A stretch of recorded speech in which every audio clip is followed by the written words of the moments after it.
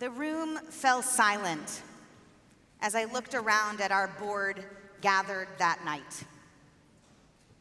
Only 3 days had passed since October 7th. The grief, raw. And while the world still seemed to be with us, I had this awful, gnawing sense that something was shifting. That night I warned, we may only have a week or two before the tide begins to turn, and we need to prepare our community accordingly. I was wrong. Things began to change 2 days later, before a full Shiva had even passed.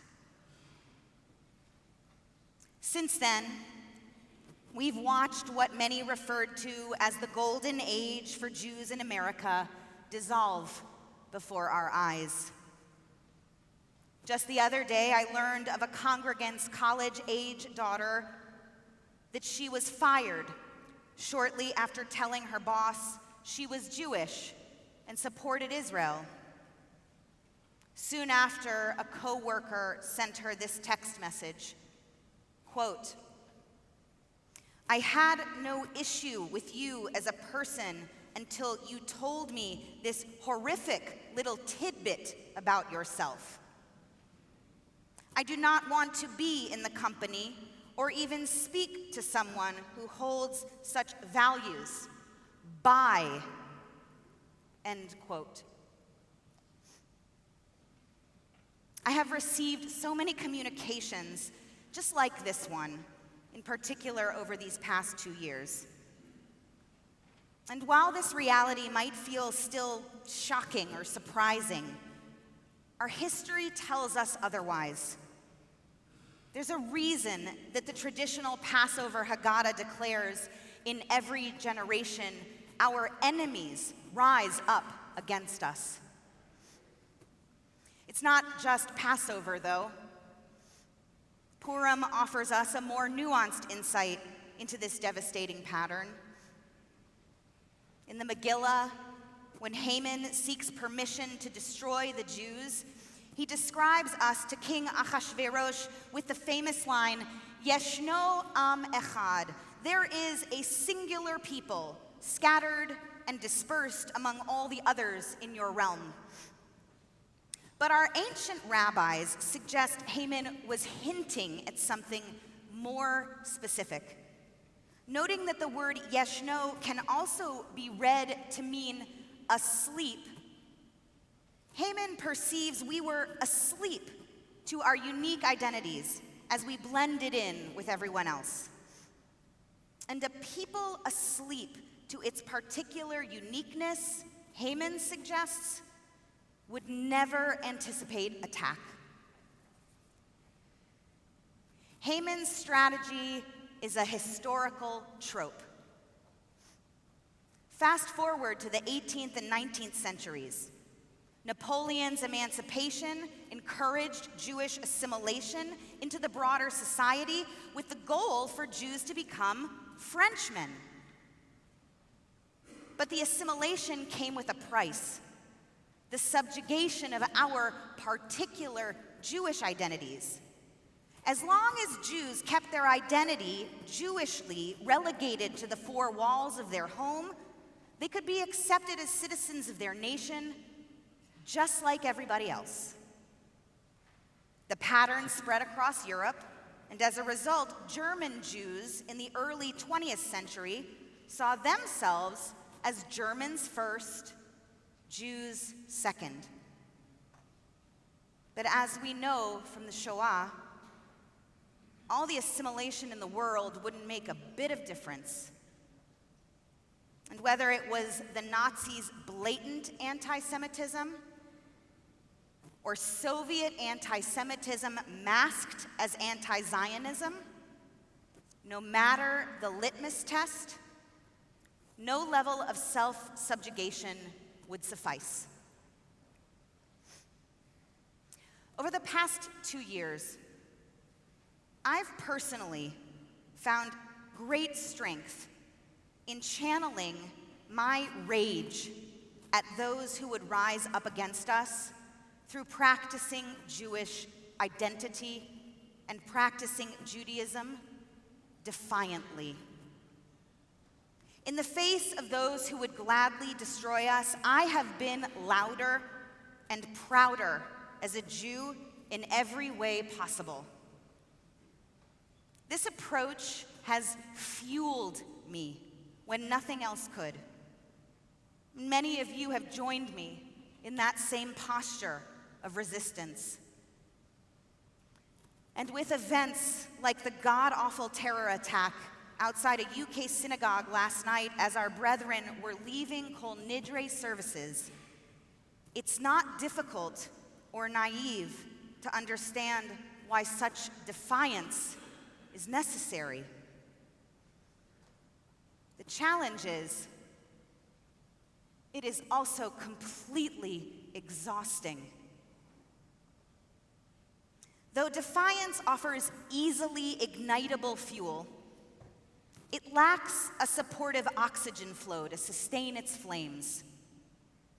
And if our so-called golden age actually proved an aberration, and what we're living now more resembles the normative course of our history, then we need to discern a more sustainable approach to steady our footing on this new, old ground.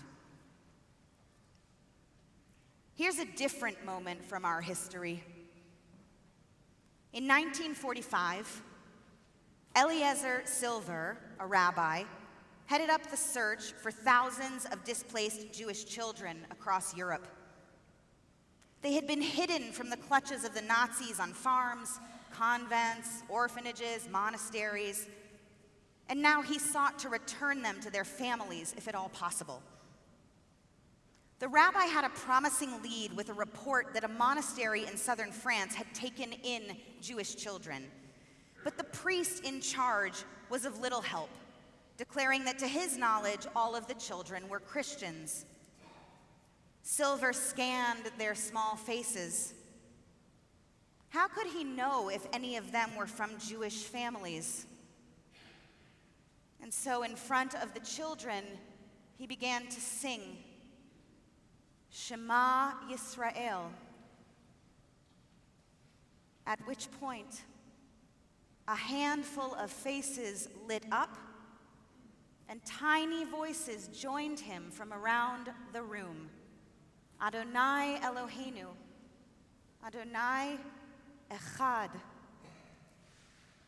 Rabbi Silver declared, "These are Jewish children, and they are coming with me." Somehow, despite years of separation from their families and origin stories, these children remembered our most ancient words, held safely in the reservoirs of their earliest and most precious foundational memories. For us as Jews and Jewish families, memory is redemption, and memory is power. Of all the commands in the Hebrew Bible, Zachor, remember, appears nearly 200 times. But Zachor for us is not mere recollection, it invokes our covenant, and it binds all of us across history, golden ages, and dark ages alike. Zachor brings the past into the present and forward into the future. As former Chief Rabbi of the United Kingdom, Jonathan Sacks of blessed memory, observed, "There's no sense in Judaism of the atomic individual, the self in and for itself. To be a Jew is to be a link in the chain of generations, a character in a drama that began long before we were born and will continue long after our death. To be a Jew is to know that the history of our people lives in us. Notice what's not in that definition. Any mention of our enemies. We remember them, but ultimately, they're nothing more than bit players in the grander telling of our collective story. This new year, what might it look like if we sought to nourish our Jewish lives from the spring of Jewish wisdom that has actually characterized, sustained, and motivated our people across all space and time? Now, many of you may be wondering just how to access this well. Some of you might not have ever had the educational opportunity to do so.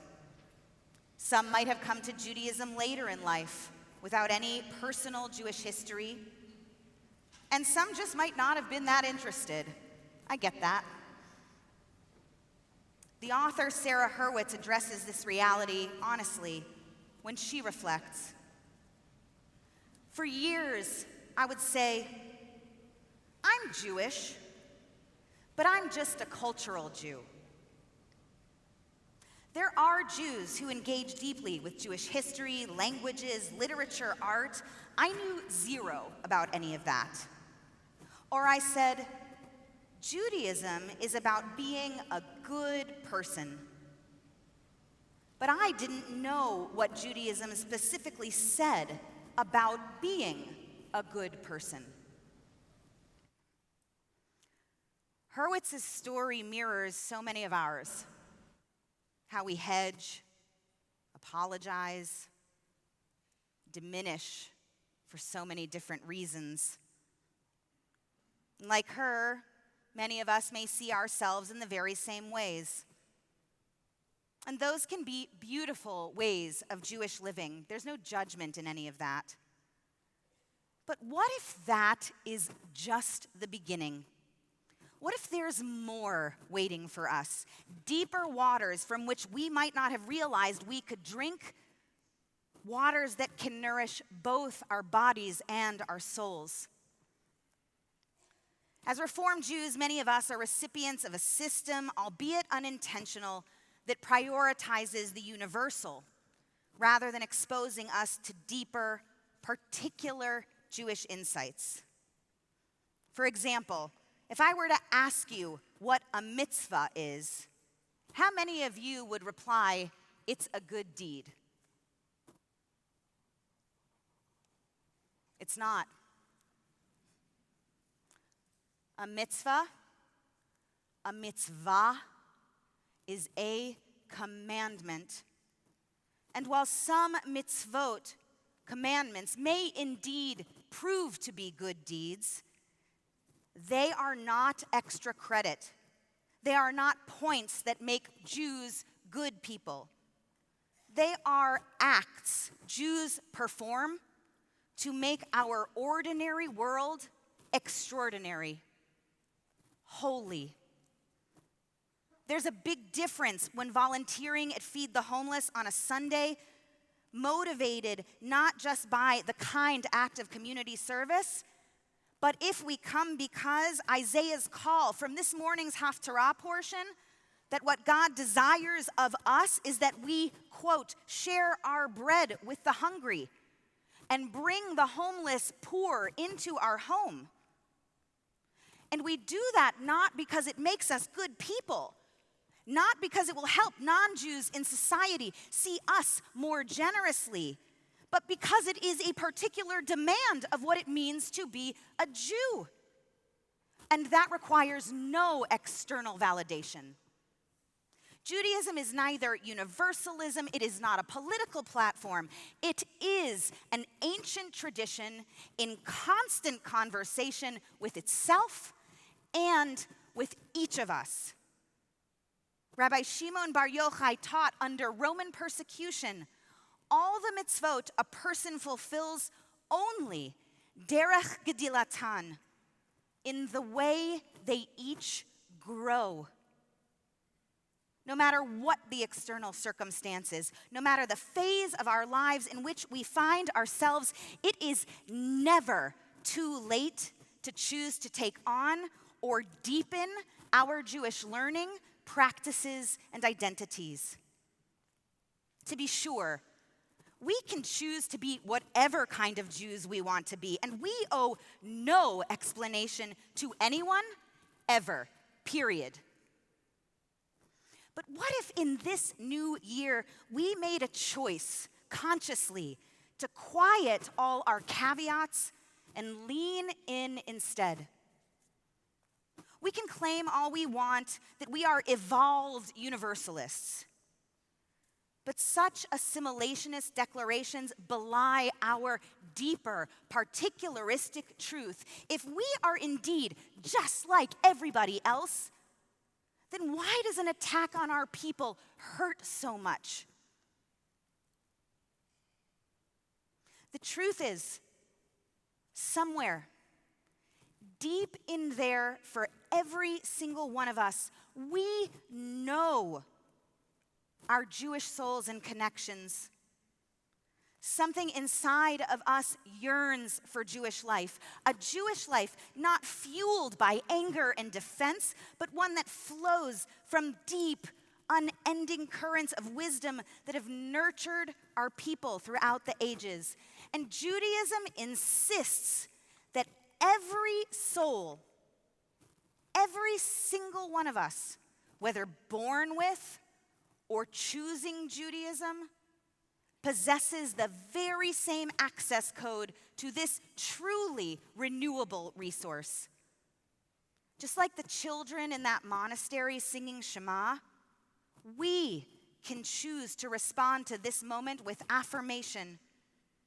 In the face of curse, as our Torah portion this morning reminds us, we can always choose blessing and life instead. Consider that word remember. We might also understand it as remember, to reconstitute something back together into a better or more appropriate form. Despite all that's happened, we can put ourselves back into the body of the Jewish people, not as a reaction to anti-Semites or a defensive strategy, but as a worthy end in and of itself. As you know, in the spring of 2023, our congregation began writing a new Torah together, an undertaking that had been in the works for more than a year. Over the course of these last 18 months, nearly 1,800 of you from every generation participated in writing our scroll's sacred letters. And each and every time, without fail, participants shared how profound their experience was to engage in this literal remembering process. A process whose completion we will get to witness in a week from tomorrow when we dedicate that scroll and begin our story again. Unrolling its ancient words into our hands, we will lift our voices to read them aloud, letting each generation hear its place in the ever-flowing song that is our people. The Torah is not just a book. It is a memory. It is a mirror. And it is a map. Rabbi Jonathan Sachs invites us to imagine a library filled with books. And on one of the shelves, we find a book bearing our family's name. To this he writes, "It is the story each generation of your ancestors has told for the sake of the next. As you turn the pages, you reach the last, which carries no entry but a heading, and it bears your name. There is such a book, and to be a Jew is to be a life, a chapter in it. I am a Jew because hearing the story of my people, I hear their call to write the next chapter. We are here not because we faded into the background, not because of a defensive strategy, but because we remembered and we continue to remember. This year, may we draw deeply from the well of Jewish wisdom that has sustained our people through every age, not as apology, but as an affirmation of who we are and our God-given purpose. In doing so, may our future generations inherit not only our struggles, but our pride, our wisdom, the living waters that will undoubtedly continue to nourish and sustain us all. If history teaches us anything, it is that golden ages rise and fall. But Am Yisrael chai, the Jewish people live. Shana Tova. Bruch dir.